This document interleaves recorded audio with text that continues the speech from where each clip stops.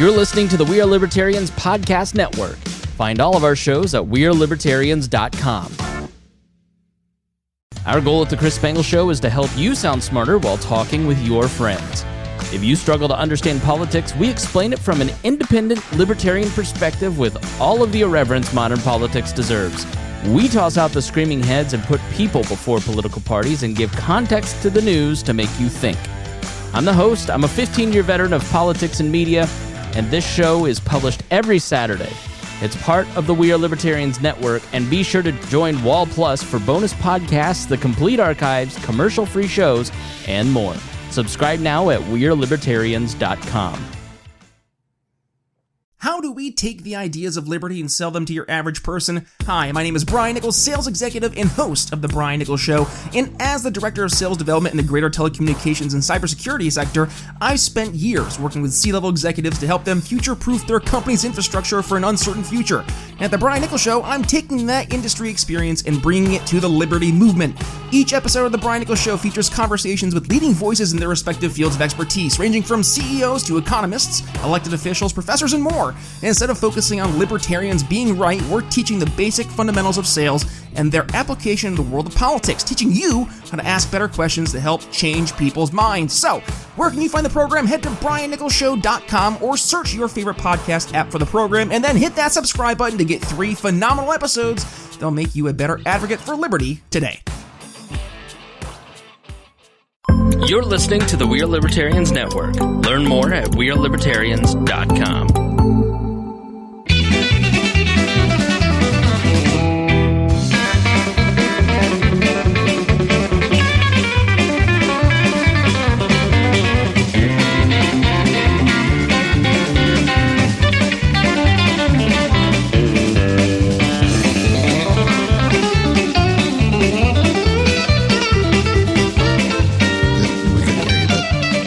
Welcome to the Boss Hog of Liberty podcast. This is episode number 192 of East Central Indiana's favorite podcast, Jeremiah Morrell. Today I'm joined by co-host Zach Burcham, and I will say he's a co-host today.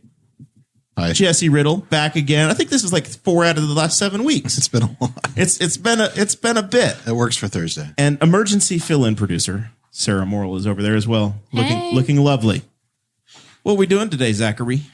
We're going to talk about where's our stimulus money round 2. Where's our Biden bucks? They made a promise. Yeah. I mean, it sounded imminent and maybe not so much. And then Indiana House Bill 1134. We'll talk about that. That's an interesting development. Some people got scared evidently in the election cycle last year. And then we're going to talk about the news of the week, which is the GameStop bubble, which might be the most amusing thing that's happened in 2021. It's given me hope. And, Florida man wants the Olympics. Yes. All right. Got to say some thank yous. We just did an awesome Patreon. It was we gave away Jesse Riddle's home address. Yep. And we talked about our cars, our love of cars, and if you launder them or not, and what kind of car the best tippers drive in the car wash. It's true. Apparently, it's definitely a full Mopar Henry County vehicle. Yep. Dodge Ram. Yep. Ram truck. I was like, what are we talking about? But okay. I always joked in Newcastle if you wanted to commit a crime. That was a Greenfield. Like in late 90s in Newcastle, you just do it in a red Dodge Ram Sport. Yep. Because there were like 1,000 of them in Newcastle, and you just blend into any parking lot in town. Every teenager had a neon, and every guy had a Ram truck. Yep. Newcastle in the 90s. All right. We do have to say thank you to some folks. Zachary, you do this part. You know what you're doing. Yep. It's nice and toasty in here. Thanks to all the Patreon members who chip in every month to keep the lights on and the heat going. If you contribute $50 or more a month, you get your name mentioned in every episode. So we're going to thank Chris Slam, Christy Avery, Jonathan Phillips, and Anthony Meyer. Jonathan Phillips is the official sales guide over at Andy Moore. And Anthony Meyer, I'm not sure if Sarah's got that link, but he's still got the GoFundMe going to trying to go independent with his trucking because he's keeping America going. That's been fun. We've had a bunch of folks from our Boss Hog community jump in and help out Anthony. I can post that link up in there because I've got it saved in my phone. There you go. And we got some merch. I wore my my Boss Hog shirt. So you go into if you're watching the chat, you can find all the links in there on the Facebook chat. We do live, and then of course you catch your replays later on. tchimp.com/The BHOL1, BHOL2, 3, 4, or BHOL mug. All kinds of different options. Thanks, Mr. Bowman. Andrew Bowman's been posting those in there. He's been wanting to do it for so long, but he's never got the timing right. Well, maybe we ought to let Andrew come out here and guest host an episode. Yeah. You know, it'd be like a 4-hour round trip adventure, but he'd be welcome. He's got to bring pickles. It's not like he's cutting any grass or anything this time of the year. No, definitely not. All right. Where's my $1,400, Jesse? I have no idea. They got us to vote for this Democrat. He promised that if he got elected and they elected the Democrats down in Georgia, you get your $1,400. We're waiting. No, I have no idea. I have no idea where your money is. Should we put like a tracking, an RFID chip on the envelopes? They should probably just let you know they shipped it out and give you a tracking number. Just pretend like it happened. Spangle ever gotten his $600 yet? I don't know. That is a really good question. I'm gonna assign Sarah the task of checking in on that, because I know last week that was a portion of the Patreon that we had gotten the Greg Pence people involved, and they were checking on it. So there is a congressman. This is the reason why this is in the show notes. By the way, if you're a patron, you get the show notes delivered into the super secret Facebook group every Thursday at some point during the day. Representative Steve Stilvers of Ohio says that he kind of thinks that if they're going to do this $1,400, everybody wants to hang their own ornament on the Christmas tree, their own little hooks from the government. He says if we're going to do this $1,400, we need to get something back for it. So he has a job. So if you're going to do this $1,400, you need to be vaccinated. Yeah, I've heard this. You can't get the $1,400 until you agree to let the needle penetrate the skin. Nice. We okay with that, Zach? No, not really. That's the first thing I thought is that there are some people that literally just can't be vaccinated. So now you're going to have to go through some like medical we got to have a waiver for the waiver process. And so congratulations. We just built a 20,000 square foot building somewhere to house the bureaucrats that it'll take to process that. I'm a bureaucrat and I even know that's what would happen. And then you could take a transfer into that. Yeah. That's what I want to deal with is people like, where's my money? And then like, there's an actual check coming. And then there's just think about like the first people to be able to get it are retirees who they have their own issues and stuff, but they might not be financially suffering if they're retired because they haven't lost any income. And then the next group to get vaccinated will be all the people that are probably not doing horrible. I mean, I'm not going to generalize the entire groups, and then the last people to get it are going to be like your 20 somethings and your like 30 somethings that have kids. Their kids can't get vaccinated. So how are you going to pull that together with the kid? It just sounds complicated to just put conditions on it. Just send it out or don't send it out. So no carrot and stick. No, because if you're sending it out to 330 million people, that gets complicated to evaluate who gets it and who doesn't. And so, who knows? It just sounds, like I said, it sounds like you're going to have to create an agency just to handle it. So, not the IRS creating jobs. Yeah. Yes. Yeah. Well, I mean, they can't be coal miners anymore, and they can't work on pipelines. Yeah, you guys use be bureaucrats. Yeah, I guess you got get some pipeline employees that might be looking for some work, but you're going to put this call center in Montana somewhere where they're not allowed to do their regular job anymore. Give me your shovel, and here's a spreadsheet. Just track it in Excel. So there's also talk from the pundits that they're kind of busy doing the confirmations for the Biden cabinet, and they're kind of busy impeaching President Trump. So by the time they get around to this big bill that's going to potentially include the $1,400 in empty promises, maybe March. They might get to it at the end of February, early March. And then they don't get the money to you. The day they pass the bill, they don't necessarily get the money to you. So you could be looking mid-March or who knows to actually get your money, get your next round of stimmy money.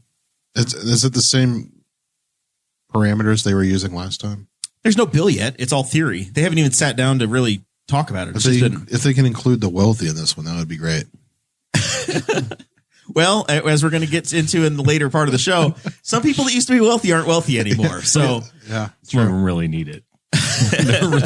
Their condition is significantly changed from. But the only problem is that they'll look at your last. That's what I'm saying. The parameters. Yeah, they'll look at your last tax return. Yeah, those people are like desperately going to try and get their 2021s. Like, can I do some kind of pre-filing so I can show how broke I am now? Well, that is going to be a bit of a game some folks play, because if in 2019 you qualified, but in 2020 they're going to wait to file. you won't file until after you get your money.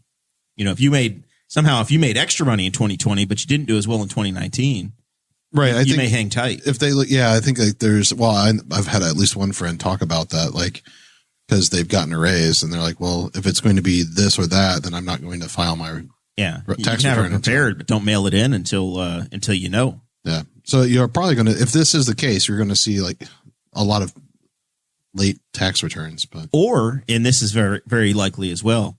There are folks that in 2019 were doing very well and they weren't eligible. Right. But if you hurry up and file now, as soon as they open up the window and you were out of work and your income went, there's a lot of people that's much more likely. And then people who didn't qualify for all of it or any of it at all in the previous cycles, now they'll be able to actually go back and get it. Yep. It'll probably pan out to be about the same then. A lot of games and things to work through there. So I don't know. It's almost become predictable enough that folks are counting on the money when they rumor it and everybody says, yes, we're going to give it, that there are people that are like, I might take spring break. You know, I've heard the conversation around the water cooler enough that there are some people that are actually counting on it going, well, if I did have, I got 2.5 kids and they're each going to be worth, what's a kid supposed to be worth this time? A couple $100. The last time it was they were 600. The first time it was half of what the adults were worth. This last time it was $600 for everybody. So if it's $2,400 times 2 kids, you could be looking at a life-changing spring. Yeah, the people that are. Oh, this is per person. Per person. Yeah, initially they were talking about $2,000 per person. I think it says before is like so the difference between $5,600 for if you have 2 kids. Yeah, and that's like in honestly tax free. That means we're going to Disney. When that link got sent, and I think that was my response was fireworks behind the Disney castle. Was it? Yeah, but I don't think that's what I would actually do with it. But yeah, that's enough money to get yourself into real trouble with. Well, that's not just that. There was a conversation, some other Democrats, that this did not make the show notes, but it was in the pre-show discussion as we were deciding what we were going to do.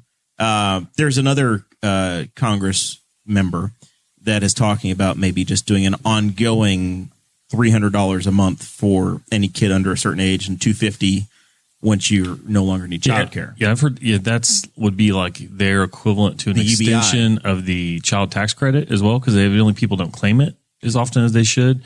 And so, I saw an argument once, and the number I saw was different, but it basically said, when I don't know if they get when their social security number or whatever, but when you have a kid, that social security would start, I read that same article you did too about the IRS kicking out. Yeah, about like a roundish $300 per kid per month till they turn 17. That's ridiculous. You ready to adopt Jesse? No. Yeah, he was asking. Yeah, I can tell you, I've got a kid that I would sell you, but you would lose money on $300 just on television. Just on television. Television consumption. The whole selling of children is actually a practice in the lower income areas of Indianapolis. I've learned a long time ago when I worked at a specific call center. There's a lot of paperwork. Well, so we're used to, right? You can only claim so many children. And so when you had more than that, they would sell that child on paperwork. Like, say, just file for my kid. So grandma can claim? Yeah, whomever, right? Or their friend. Really? Yeah, dude. Like There's nobody checking this? Apparently not. But yeah, so what they would, and I was like, Zach, there should be a meeting or something. Yeah, dude, it was crazy. It was literally crazy. Like I was young, in my early 20s, but I'm dealing with a culture I've never been a part of, and I'm like, they're just like, yeah, I gotta have my friend claim my kid, and then what they do is they give me like $300 off of that claim, and they just keep the rest. And I'm like, this is insane. Like everything I'm hearing is insane. Well, honestly, the first time I read the thing about the monthly thing, I was like, you guys can't do that. You can't just flat rate it. There needs to be a thing where after like 2 or 3 kids, it starts to go down because people are going to eventually. People will just have kids for the check. Yeah. Like, and you think, no, that won't happen, but it does. And it's going to be the people we don't want children from. Yeah, exactly. Yeah. That's the whole plot of Idiocracy. Right. But we're not repopulating very well. Maybe this is the key, Zach. We don't Maybe need this to is the way it's going to happen. Very well. We're not replacing ourselves. Our population is we're struggling. Americans are on the decline. You need to incentivize the right people to repopulate, though. Is a problem. I did get an update from Chris Spangle. He has not gotten his Trump bucks yet because he still needs to get them the form. Well, that's his fault. He should probably hire Larry Daniels. Yeah, Larry would get the money. He should probably I heard Larry's a PI. So he probably could get him to get the money back. He knows Trump personally. All right, Yeah. Zachary. Indiana House Bill 1134. You are the one that's never been associated with the Libertarian Party. That's on the show today. Congratulations, by the way. So you are the innocent bystander in this that can be the fairness judge. There's a state representative, Ethan Manning, I believe is his name. I think he's out of Indianapolis. He looks like Peyton. House Bill 1134, which would require that any governor or U.S. Senate candidate for minor parties, which is exclusively the Libertarian Party at this point. Those are the folks that in the Secretary of State's race land between 2% and 10% of the vote. So the Greens and some of the others are below the 2% threshold, so they are not a minor party. They're just a special application every time. The They're Libertarians are the mid grade, not the premium. They're the mid grade. We're the 89s instead of the 94 octane political party, but they don't have a primary. Representative Manning says he wants to have the same rules to get on the ballot for the Libertarians as the Democrats and Republicans have, where each candidate to get on the primary ballot, even though Libertarians don't have a primary ballot, they would have to get 500 signatures per congressional district. So it's this massive barrier to entry that costs hundreds of thousands of dollars. And he says that it's just because he wants to be fair to everybody else. Now, keep in mind that U.S. Senator Todd Young couldn't even get the 500 votes and had to have a special favor waiver up in the first congressional votes district. Or signatures? Signatures. Okay. Signatures of registered voters in their county, perfectly matching. And this is not like truly just get 500 people in Marion County for that district. Right. You need to have about 900 to meet 500. Sure. Because some bureaucrat like Zach is going to say, well, it says Zachary K. Burcham on the thing, but they signed Zachary Burcham. They didn't sign that correctly, so that doesn't count. You get somebody who's in a hurry and signs quick. And then he used his old address, not his current address, or he's not registered at that address, even though he's a registered voter. So that one doesn't count either as well. So you end up with you lose tons of names.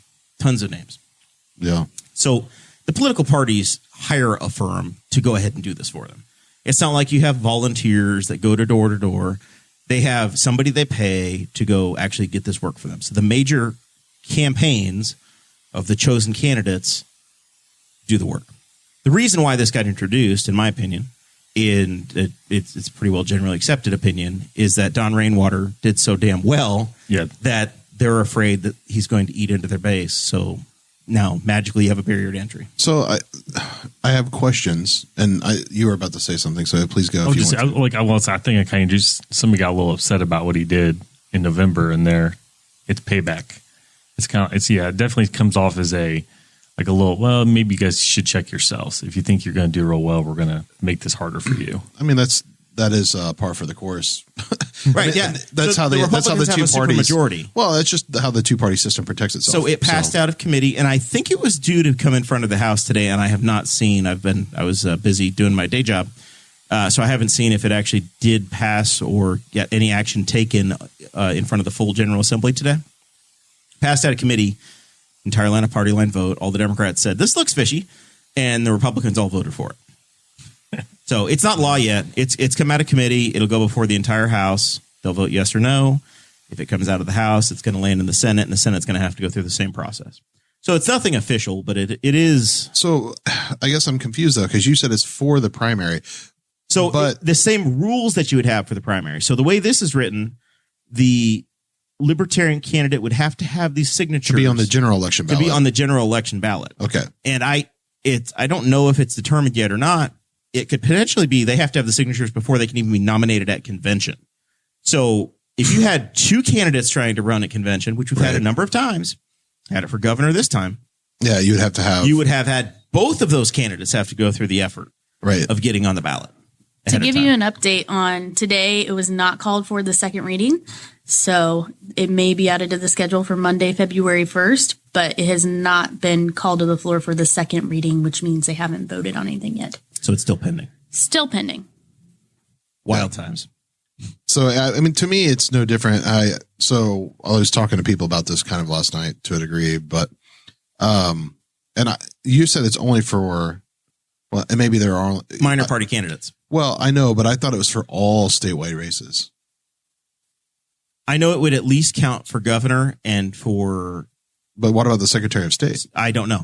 Because it seems like, because then that's going to be, we would lose, I say we, but I'm not part of the party right now, but the party would lose their party status eventually if they couldn't get those, because we wouldn't be able to run a candidate. You would have to lose ballot access. Yeah.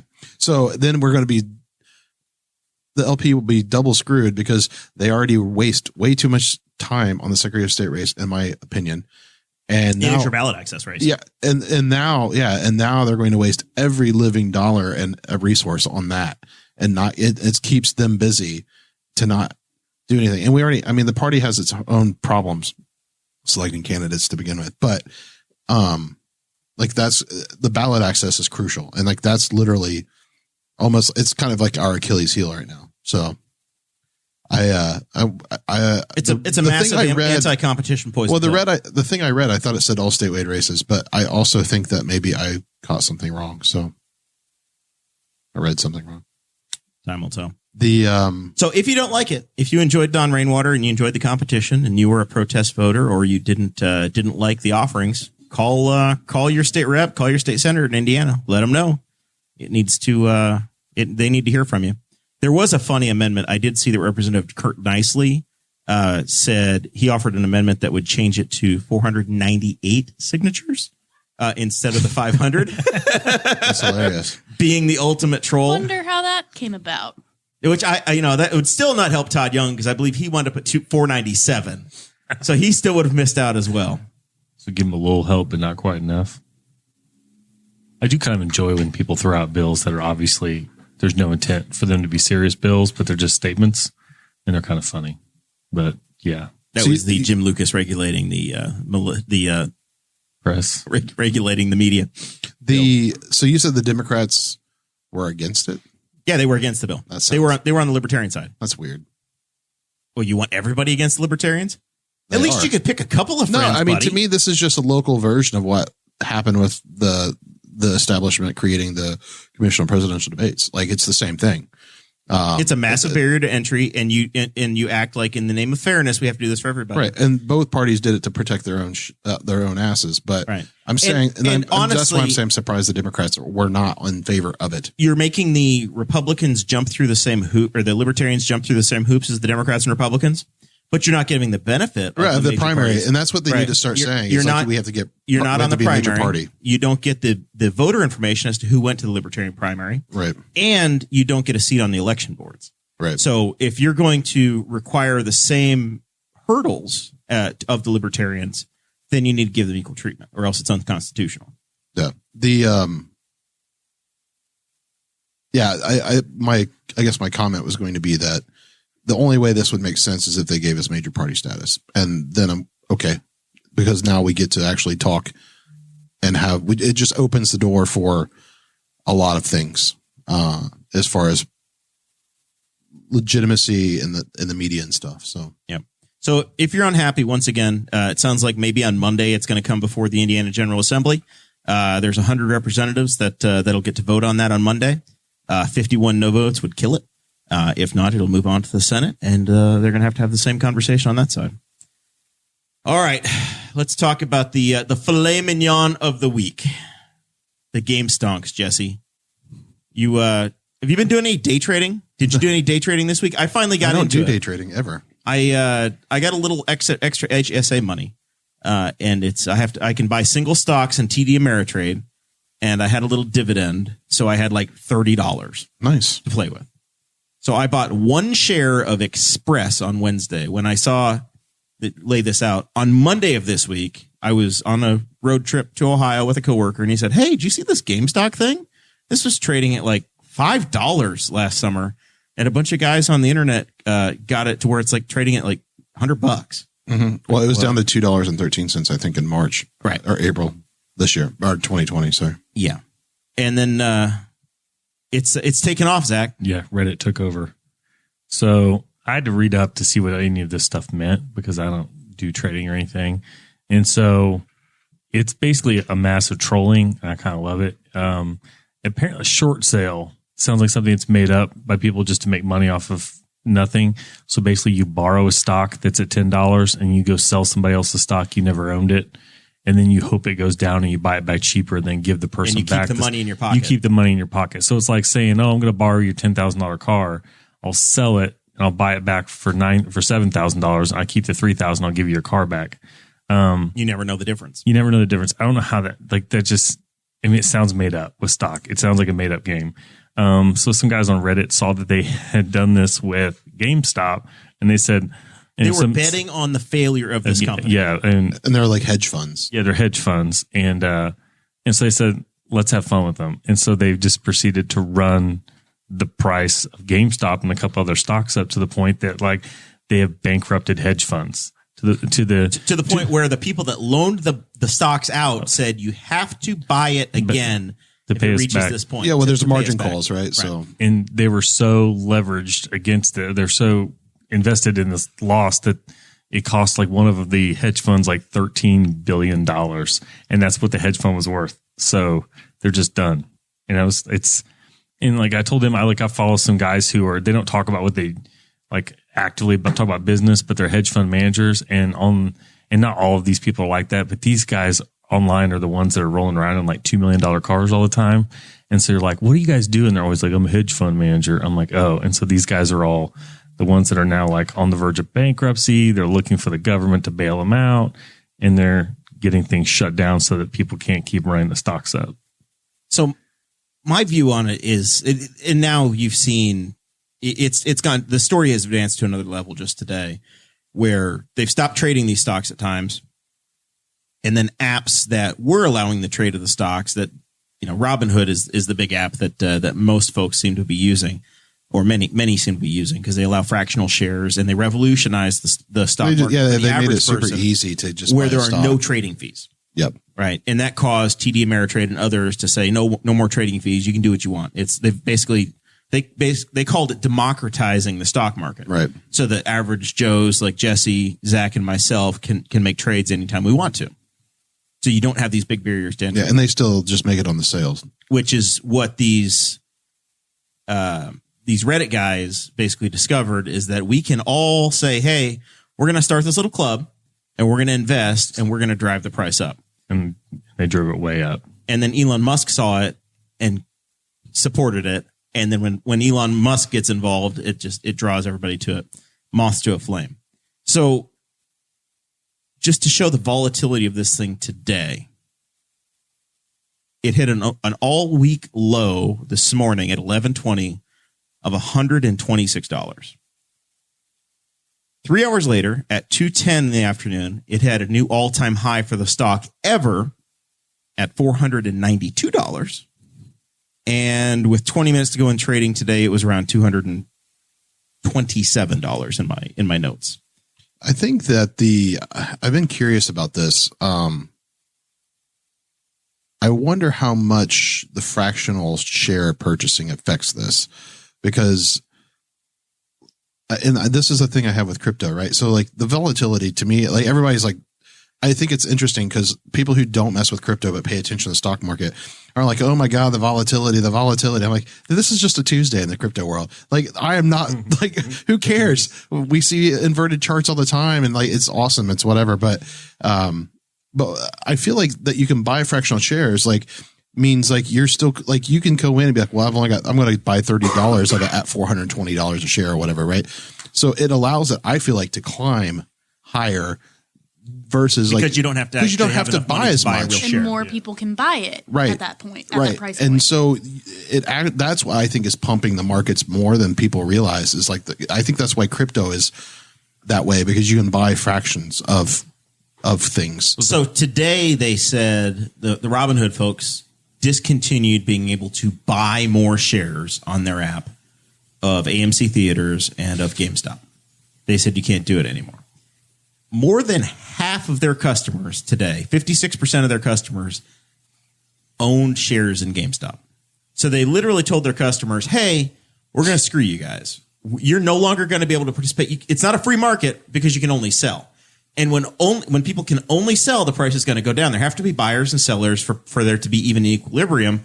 There have to be more buyers than sellers for the price to go up, right? Right. So if you eliminate a shit ton of buyers, the stock price is automatically going to go down. Yeah, and that's what I've said. And that's the same thing happens in crypto, right? So in crypto, they tell people right now you can't buy Bitcoin. that does happen, yeah. They just say you can't do this. Yeah, today. Coinbase is notorious for not letting you buy or sell shit sometimes.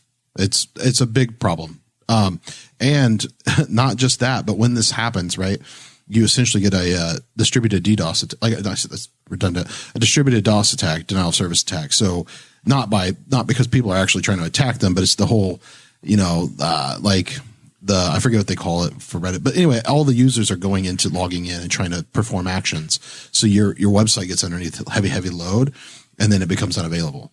So like not only like when the markets are volatile like this, not only will they stop sales, and part of that is to kind of some of the reason, I'm not sure if this is why, but some of that is to protect their system from falling over.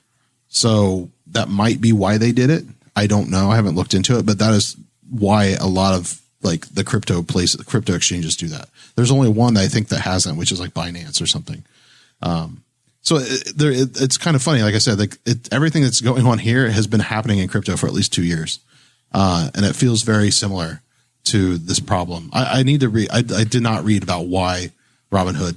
I was trying to learn more about short selling, but today. So, but yeah, I don't know. Like, I think it's interesting. Well, there was a topic of conversation in like every group chat that I'm in, which are different groups of people that have different walks of life. Everybody knew about it. Yeah. So as soon as it becomes big news, then the website's obviously like if they figured out like this is going to be a problem for us, then they're probably going to shut it down. Like it makes sense. It's not fair, but it makes sense. Yeah.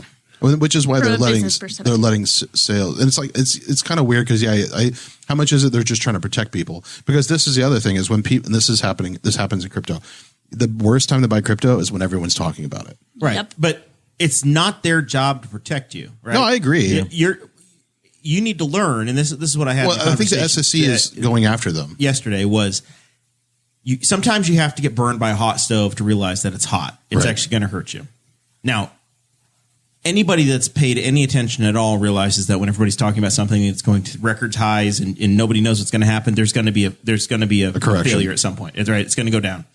And you have a company that is very obviously not worth what the market cap is, right? They're not worth 3 cents, right? But whatever. You can look at it and you can recognize, and anybody that's putting their money into this has to recognize, and they have to be responsible for knowing that there's going to be a correction at some point, right? Like it literally, like in 7th grade, you're going to learn in social studies that there was the same thing happened with tulips in the 1600s in Holland. Yeah. Right. Like this is literally tulip bulbs were this similar. Well, tulip bulbs were a competing currency, but yeah. But it was the same. It's the same thing. Yeah. You're trading in something, right? Yep. Whether it's shares of dollars, shares of Google stock, or shares of tulips, or somehow magically in 2021, any sort of asset, a retail video game store. Yeah. Who like I'm on. So you said that you like don't like these wealth fund managers. I like them if they're trying to short GameStop because that company needs to die. And I loved it because everybody's been screwed by GameStop. Everyone, you go in there with your game that you probably just bought, and they're like, "Sorry, man, best I can do is $15." So GameStop is literally doing the same thing that the college system did to people. Right? You're a 19-year-old kid. You're 18-year-old kid. You just started your first semester. You go into the college bookstore and you spend $500 on a semester's worth of books. Yep. You go through the semester. You keep your books in pristine condition, and then you sell them on the and then the you gray sell market. them, and they say, "Well, I don't need that book, or that book, and that one I can give you $10 for." Yeah. I'm like, 16 weeks ago, this was $500, and I'm going to leave here with $10. Yep. Screw you. Yeah. That's the GameStop. That's what they do. That's what they do. And not only that, but most of the time they will sell you a brand new game that has already been opened, then charge you new prices. You're like, this is not how this works, folks.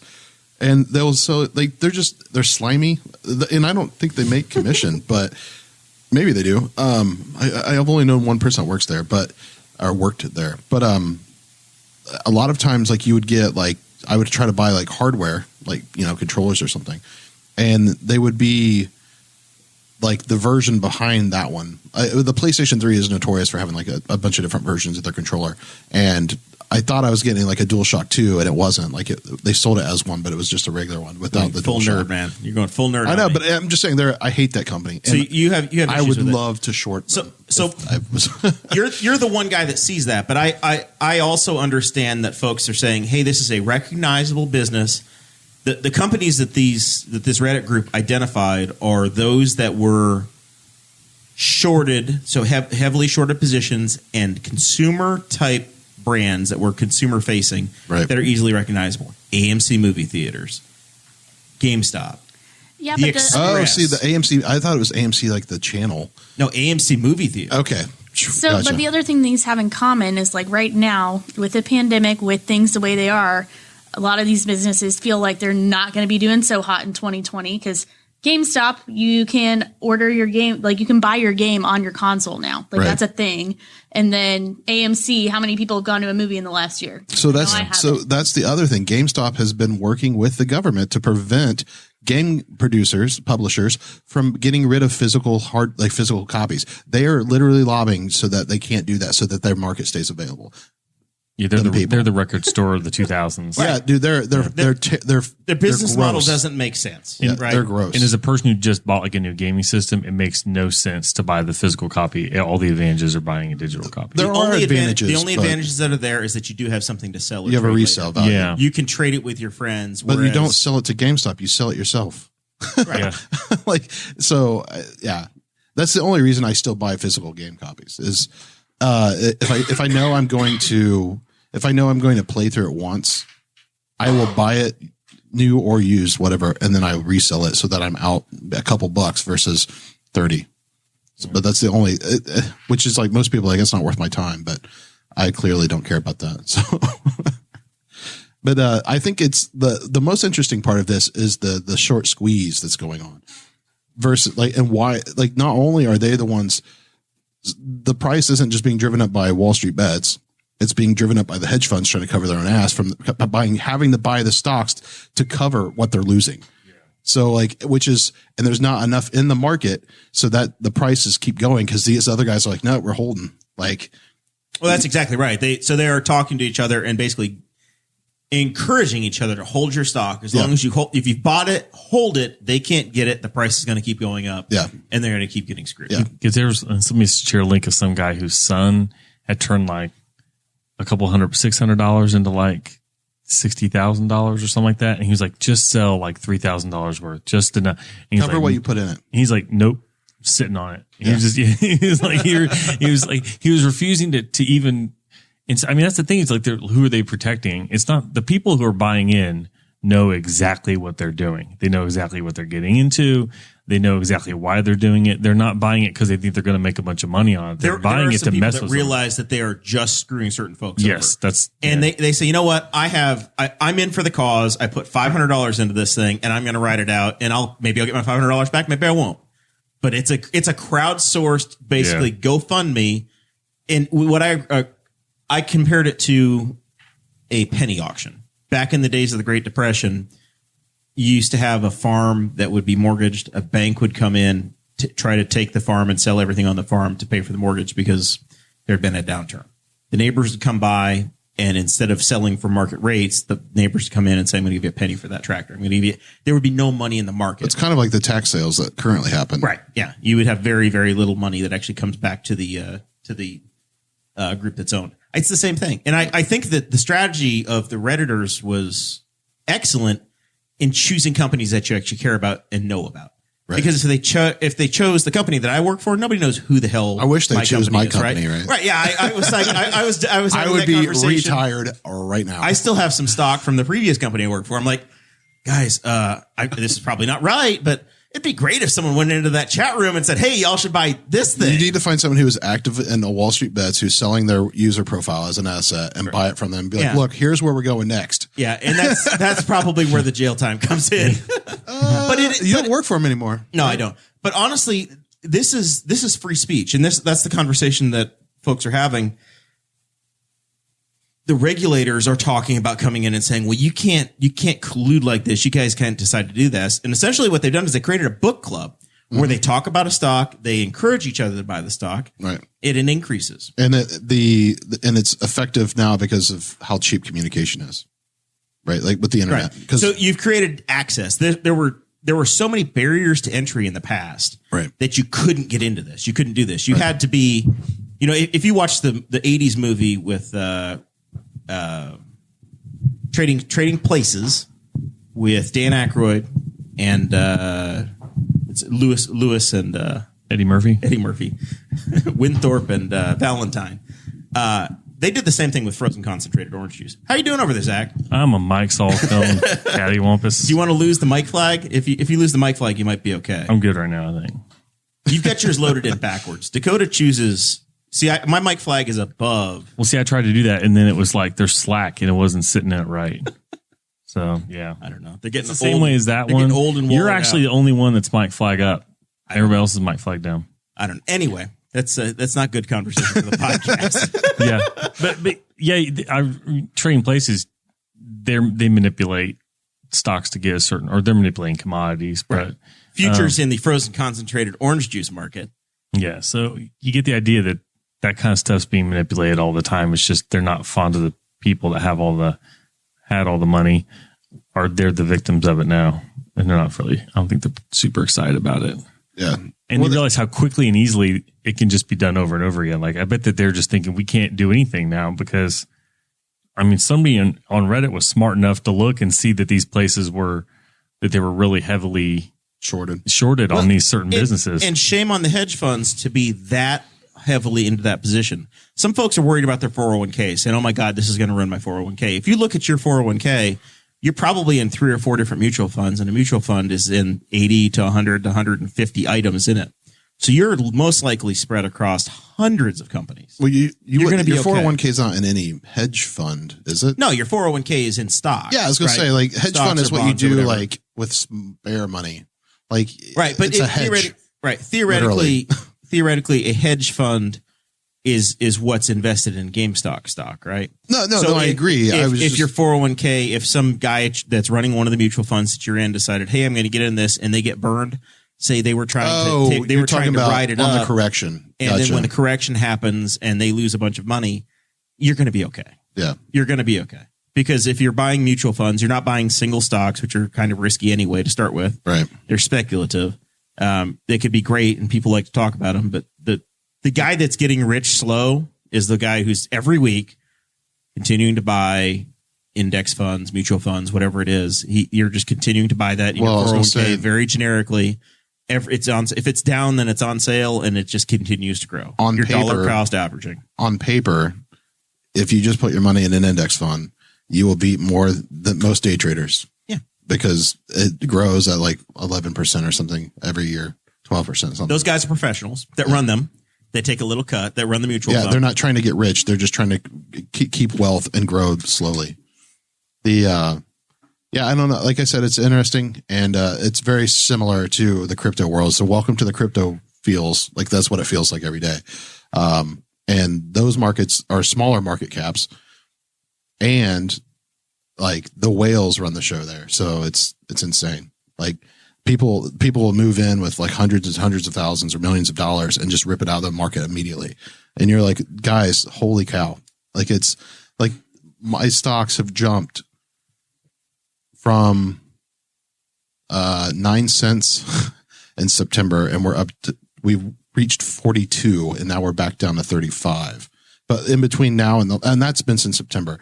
And then that right now, like one of the ones I'm bullish on, right, is it's at 35, but it was at 28 cents last week, and it was down to 34 cents yesterday. Like, and it's like, I don't know, or not 34, sorry, 31. So like when we look at percentages, it's the same kind of volatility. It's crazy.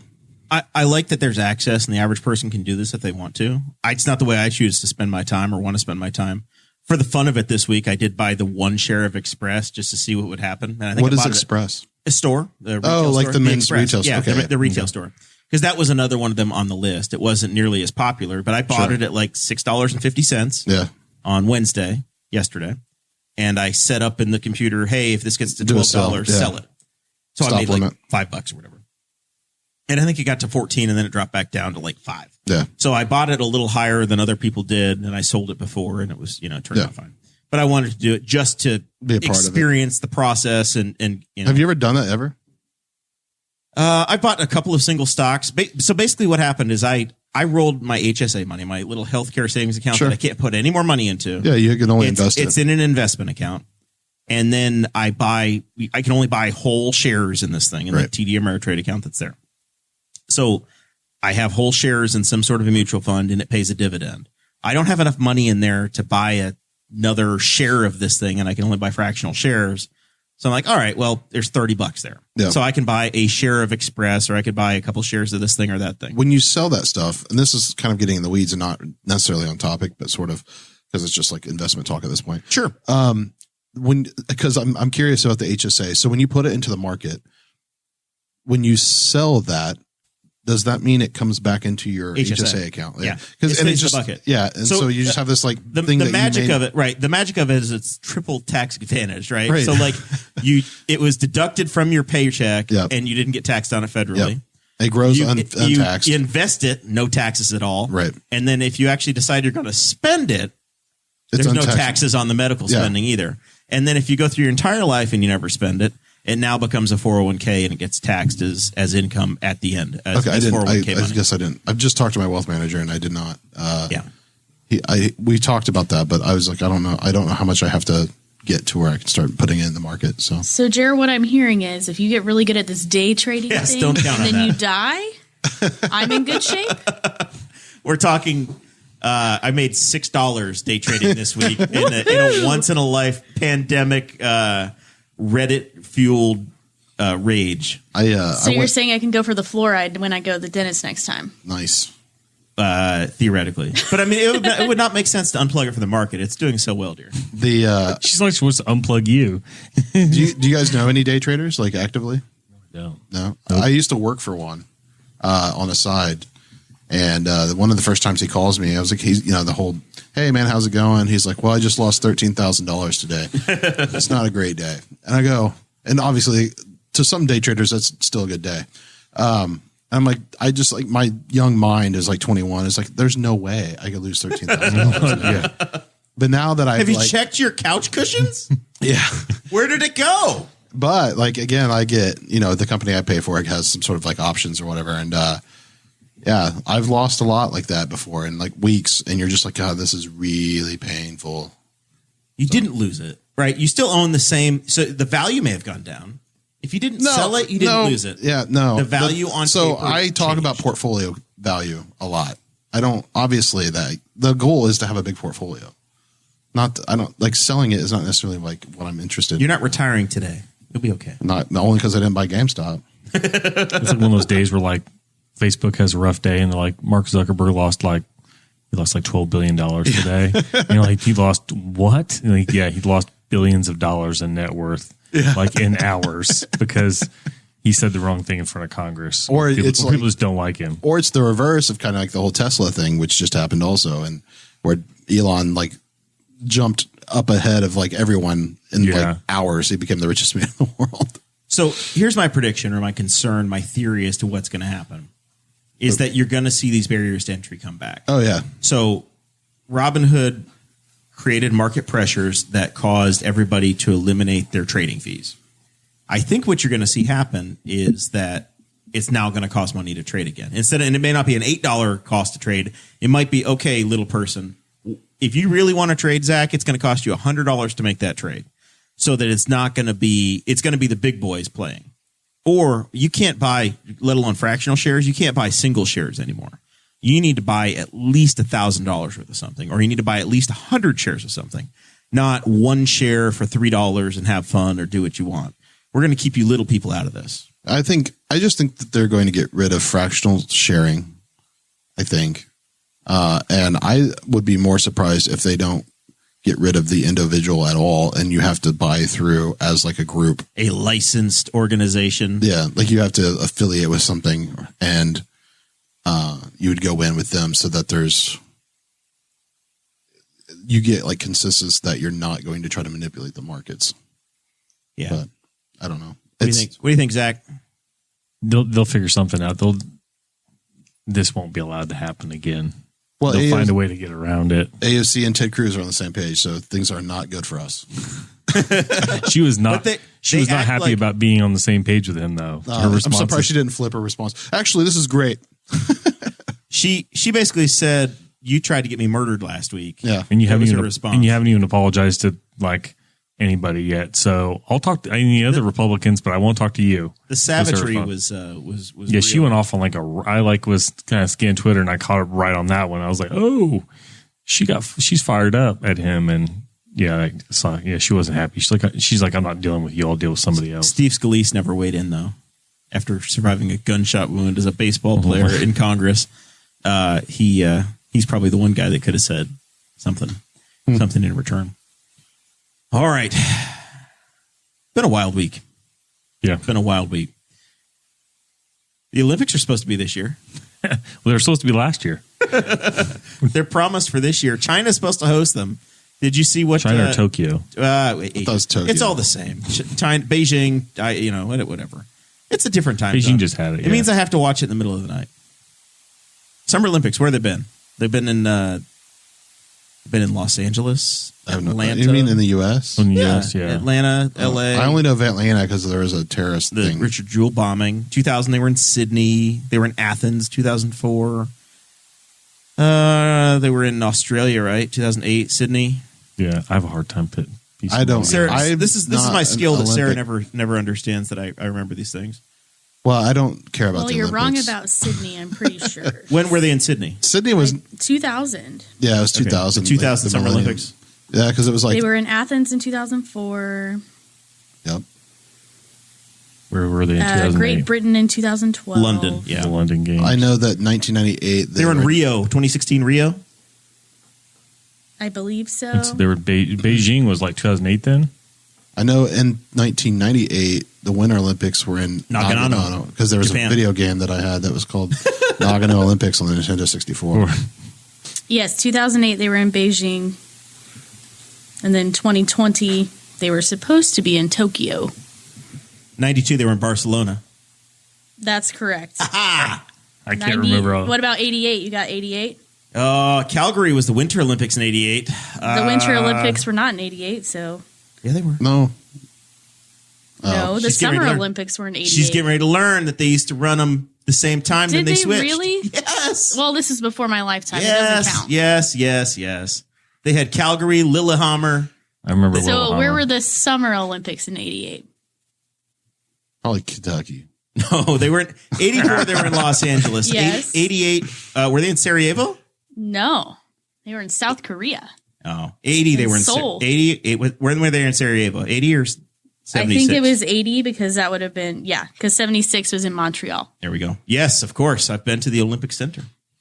Yeah, I don't know. I'm not a big Olympic guy, so I still haven't been to Canada other than by water.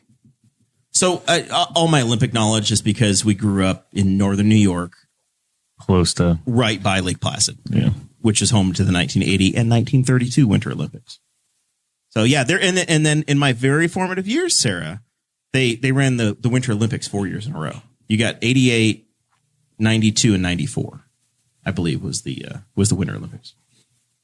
I was on Oslo, the Summer Norway. Olympics There we go. Wikipedia Yes, page, or so. Oslo, Norway. Very, very correct. I think that was our bonus Olympics was Oslo. So you said that Florida is going to try to take it from Tokyo? So basically they're raising their hand and saying, hey, we can host them. Sure. Costs billions of dollars to host. It takes years of preparation. We're in a pandemic.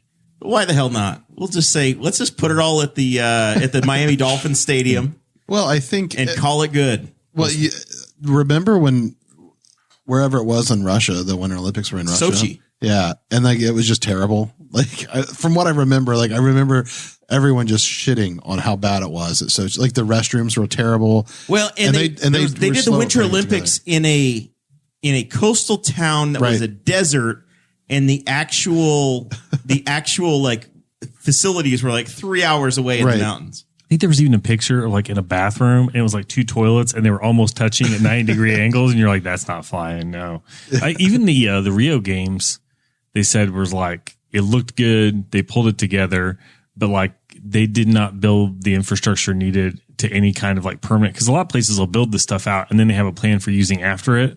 And like some of the stuff in the Rio games was not built to be used afterwards. It was just It was a one-time use. It was sort of it was like situation. single use apartment complexes for the athletes and stuff that were going to like fall apart when it was all said and done. So Jimmy Patronis sent a letter. He is the chief financial officer for the state of Florida, an unsolicited letter to the Olympic Committee, and saying, "Hey, would love to take these off your hands." Basically, because there are apparently media reports that there are private concerns about hosting the Olympics this August in Japan. And in his letter, he outlined that they did the UFC championship in Jacksonville and the Orlando NBA bubble. So Same thing. They can, no problem at all. It's not even close to the same thing. We would love to host Exactly the same. 75 events, and we'll stick them all over the state. From people coming from all over the world. Donald Trump has probably offered up his personal Olympic swimming pool at Mar-a-Lago. at Mar-a-Lago.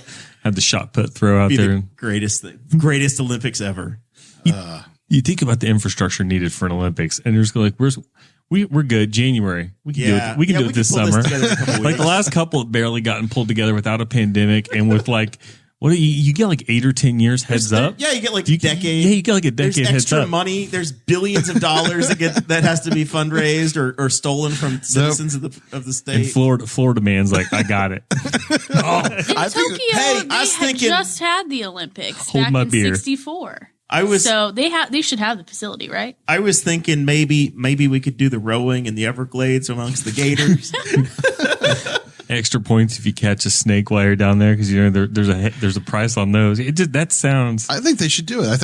I have confidence. That he's not going to be able to do it, and I want to watch the train wreck. Just watch the dumpster complete- fire. I'm going to utter short the Olympics in Florida. So, Oh my God. It just sounds like a terrible idea. But of course, Florida signs up for it. yeah, Of course, well, they're put them at the front of the line. I love it. It would be hilarious to watch, because it'd be maybe just throw some guys and put them in shirts like they're from different countries and dress them funny, like do a Borat Olympics. I feel like it would be like the fire festival, but on a bigger scale. They're like, we've got tents. I know it's really windy and there's a hurricane coming, but you're going to be all right. And you're like, everybody's like, we're getting That's an the fuck outta excellent here. point. That is right at the tip of the spear of hurricane season too.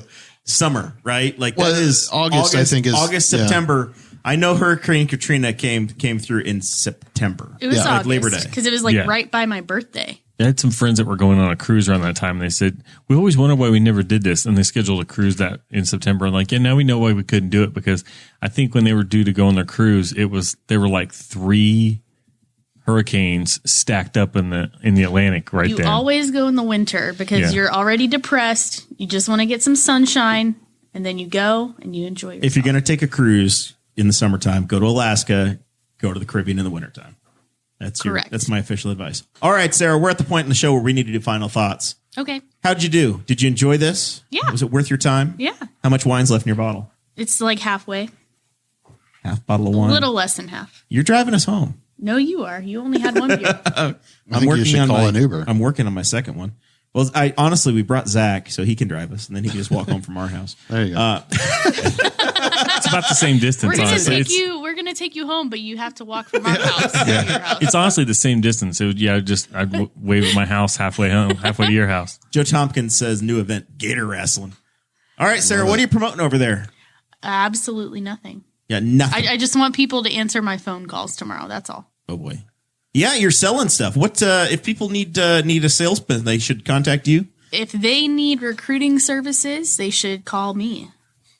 Are you out on your own now? No, we are in a lull right now. Okay. So the programs I was working on, they have just kind of paused for a moment. Gotcha. Because of the FDA is not doing their job. Sarah is cold calling. They're She's saying, that person that's Nice. calling We your You guys are a company. bunch of- need more info because we didn't actually go tour your facility, and then the companies have to wait to release their drug because they don't have approval yet. Gotcha. So that's what's happening. And since we're mainly pharma, now they're like, okay, well, what can we have you do in the meantime before these jobs actually get filled and we get more business? Because a lot of people are pretty much in a pause right now in the pharma world, which like one of the bigger pharma companies just laid off about 46% of their sales force.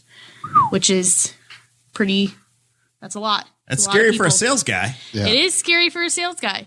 But anyways, so now they have us doing some kind of inside sales where we're kind of looking at leads that we've had from the past, people that we've worked with and tried to recruit before to see if they know if their company has any recruiting needs. So if you're doing some staffing, reach out to Sarah and she might be able to hook you up with a whole network. Yep.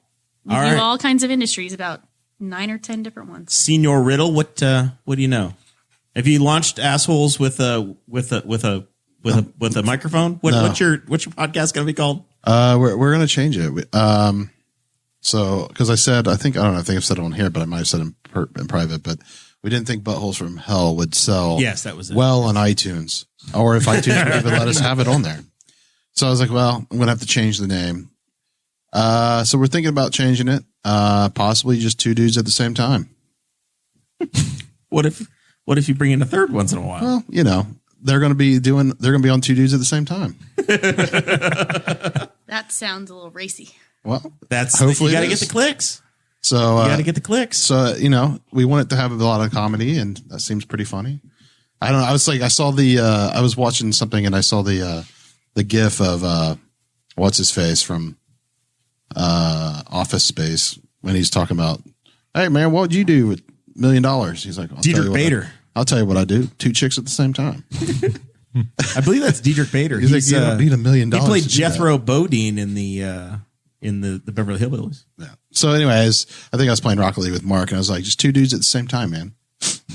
So, and then there's so many, How very Knightstown of you guys. there's so many innuendos and, Two guys, one mic. yeah. Well, so there's that. There's two bears, one cave, or some shit like that, right? That's so Tom Segura. yeah, and so somebody's like, "Oh, it kind of sounds like that." I'm like, "Well, I don't know." It's like it's really funny to be like, "Yeah, I was on two dudes at the same time," or "Have you ever heard? I'm really into two dudes at the same time." Like, there's a lot of like funny things that would be coming. Have you out ever of that. listened to two dudes at one time? Yeah, it's gonna be great.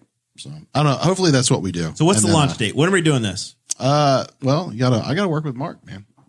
It's not my. It's You the guys have ball been is in talking his about court. this for He's been years. I've really got to busy. shame you into it. Well, so what, you haven't been to my house, but all of the gear is there. Like it's sitting on my floor right there. Just need an invite. Mark's been really busy, though. He's I got will a lot produce of your art first episode. He's been on. working on a lot of it. I will Yeah. be your juice in the morning. I will sit there like Juice does for the I won't drink highly juice in the inappropriate, Yeah. and I'll sit there and produce your first one, Yeah. and then I'll flake out every episode. Well, so after we've recorded two, but they were both really bad, and there was no guest, so it was like very boring, arguably.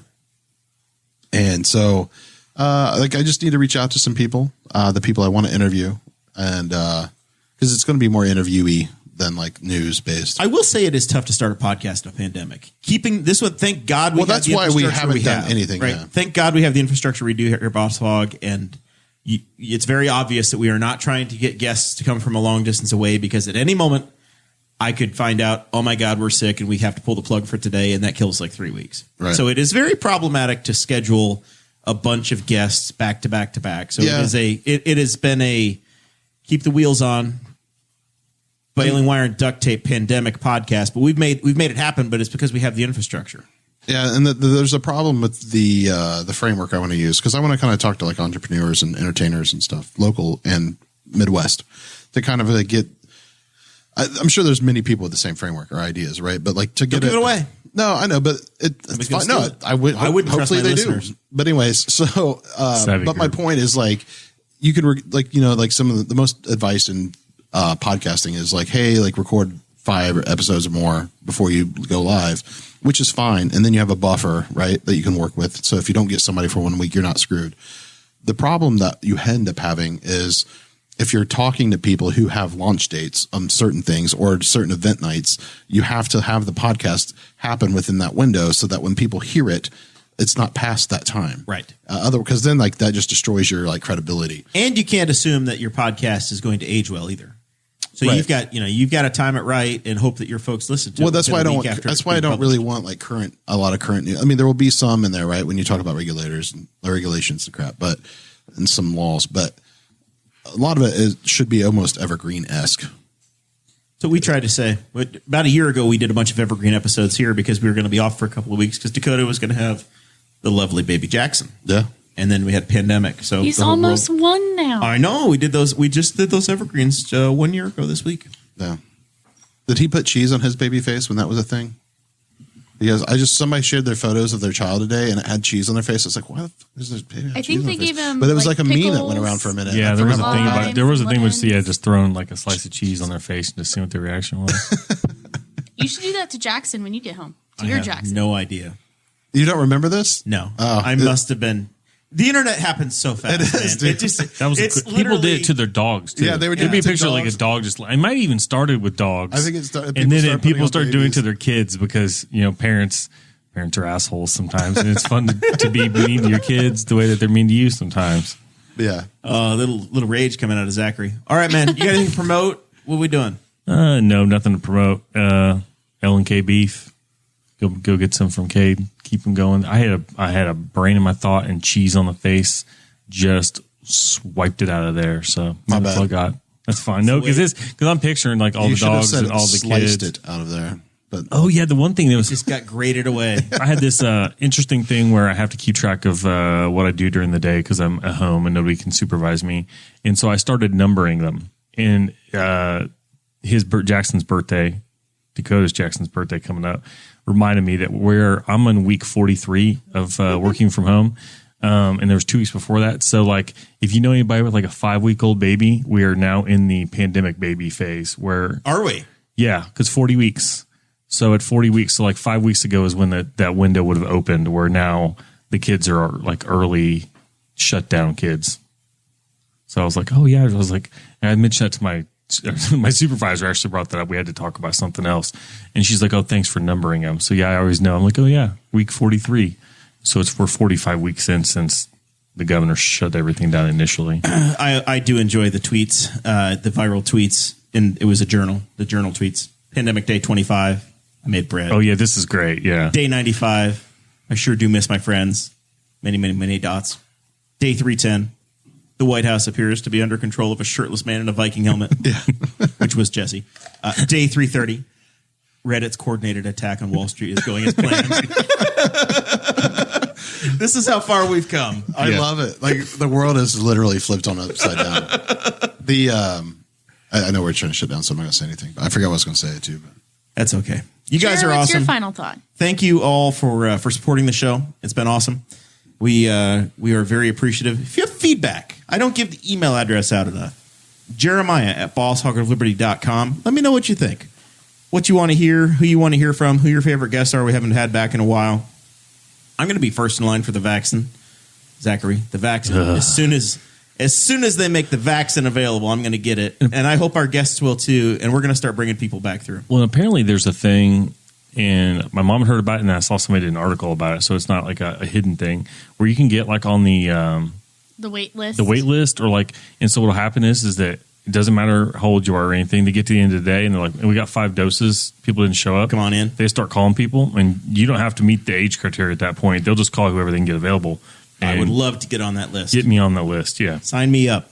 yeah, because I will drop anything and be there in 20 minutes. Yeah, because they open them all up and like they don't want them to go bad. so. Once they're open, they have to use them. So yeah, that's a thing that they probably should be. I mean, one thing that may be directed towards teachers. I saw that Ohio has pulled doses out of the general population just to get to teachers so they can get their schools opened up. Indiana isn't going to do that apparently, but that's getting Holcomb real popular with the teachers again. But yeah, Well, get on he's a that list. Republican, so he's not popular in many ways. I was going to say, I got a Snapchat from a teacher who goes, "This guy's an asshat," or something like that. He's not endearing himself to that group at all. No. Yeah, he won with record numbers. Apparently, he doesn't need their vote. And he's never running for re-election again. He's done. He's term limited. done, He's yeah. happy. And unless he wants to be a senator, he's probably good to go. All right. You guys are awesome. Thank you for supporting the show. We'll be back next week. We'll see what happens.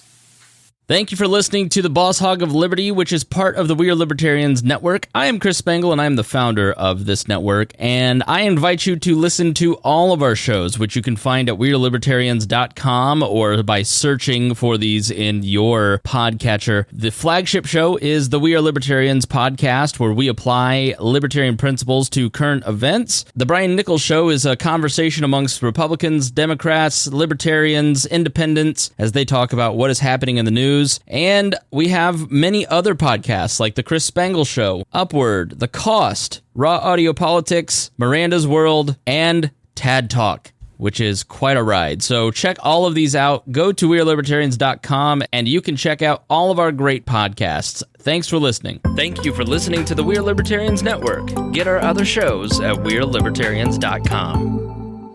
Our goal at the Chris Spangle Show is to help you sound smarter while talking with your friends. If you struggle to understand politics, we explain it from an independent libertarian perspective with all of the irreverence modern politics deserves. We toss out the screaming heads and put people before political parties and give context to the news to make you think. I'm the host. I'm a 15-year veteran of politics and media, and this show is published every Saturday. It's part of the We Are Libertarians Network, and be sure to join Wall Plus for bonus podcasts, the complete archives, commercial-free shows, and more. Subscribe now at wearelibertarians.com. We Are Libertarians Plus members enjoy many benefits like exclusive bonus shows like Build the Wall and Ideological Origins, lifetime access to my exclusive private newsletter at chrisspangle.com, early release of episodes with commercial-free shows, and a full feed of the show with 700 more episodes than you can find in the public feed. You'll also get merch and the opportunity to be a guest on the show. Most importantly, Wall Plus members support a new generation of opinion journalists by bringing an independent libertarian perspective to the news. Enjoy these benefits immediately by visiting joinwallplus.com.